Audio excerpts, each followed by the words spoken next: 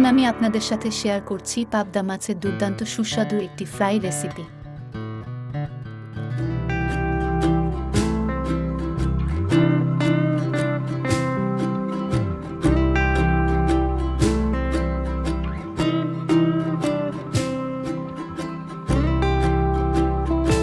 দুর্দান্ত সুস্বাদু এই রেসিপিটি শেয়ার করার জন্য আদা, জিরা, পেঁয়াজ, রসুন বাটা দিয়ে দিচ্ছি হলুদ গুঁড়ো। এরপর দিয়ে দিচ্ছি শুকনা মরিচের গুঁড়ো। আপনি আপনার টেস্ট অনুযায়ী শুকনা মরিচটা দিয়ে নেবেন। টেস্ট অনুযায়ী দিয়ে দিচ্ছি লবণ।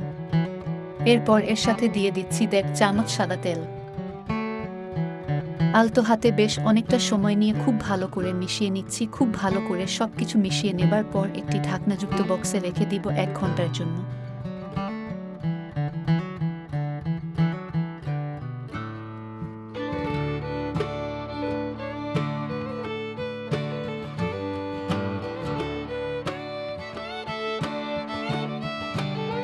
এক ঘন্টা রেস্টে রাখার পর চলে এসে প্যানে তেল দিয়ে তেলটা খুব ভালো গরম হয়ে গেলে ম্যারিনেট করা মাছগুলো দিয়ে দিচ্ছি।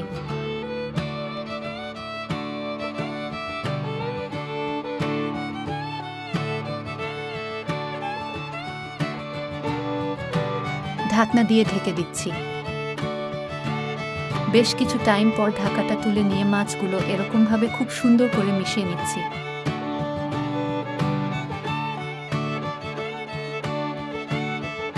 একইভাবে আবার ঢাকনা দিয়ে ঢেকে দিচ্ছি। একটা পাশ হয়ে গেলে আলতো হাতে মাছগুলো উল্টিয়ে দিচ্ছি।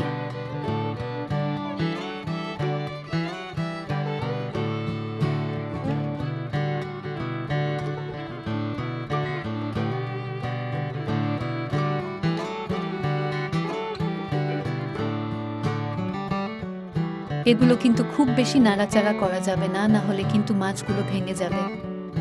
মাছগুলো উল্টিয়ে নেওয়ার পর একই রকমভাবে ঢাকনা দিয়ে আবার কিন্তু আমরা ঢেকে দিচ্ছি। মাছের এই ফ্রাই কিন্তু খুবই সুস্বাদু হয়। এই মাছটা করে নিতে গেলে চুলার আঁচ কিন্তু মোটেও বাড়ানো যাবে না। মিডিয়াম লো আঁচে রেখে মাছটা ভালো করে ভেজে নিতে হবে। মাছগুলো ফ্রাই হয়ে ঠিক যখন এরকম একটা পজিশনে চলে এসেছে তখন দিয়ে দিচ্ছি পিস করে নেওয়া টমেটো।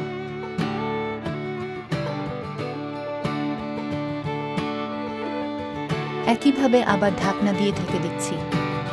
ঢাকা দিয়ে রাখার পর টমেটোগুলো যখন মিডিয়াম সিদ্ধ হয়েছে টমেটোগুলো উল্টিয়ে দিচ্ছি, সাথে ফ্রাই করে রাখা মাছগুলো উল্টিয়ে দিচ্ছি।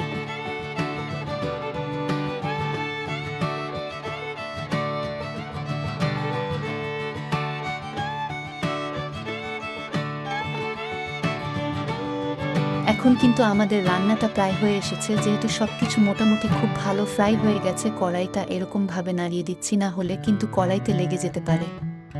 এবার আরও কিছু সময়ের জন্য ঢাকা দিয়ে দিচ্ছি। দারুণ লোভনীয় দুর্দান্ত সুস্বাদু পাবদা ফ্রাইটা কিন্তু আমাদের রেডি হয়ে গেছে। এই রেসিপিটা গরম গরম খেতে কিন্তু খুবই বেশি মজার হয়। এই ভিডিওটি দেখে আপনাদের কেমন লেগেছে অবশ্যই কমেন্টস করে জানিয়ে দিবেন। ভিন্ন ধরনের সুস্বাদু রেসিপিগুলো পাওয়ার জন্য অবশ্যই আমাদের চ্যানেলটি সাবস্ক্রাইব করে আমাদের চ্যানেলের পাশে থাকবেন।